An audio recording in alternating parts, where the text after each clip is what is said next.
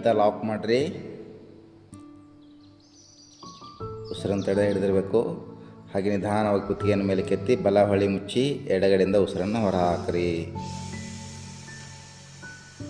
Next round. ಮತ್ತೆ ದೀರ್ಘ ಉಸಿರನ್ನು ತಗೊಳ್ಳಿ. ಗದ್ದ ಲಾಕ್ ಮಾಡಿ.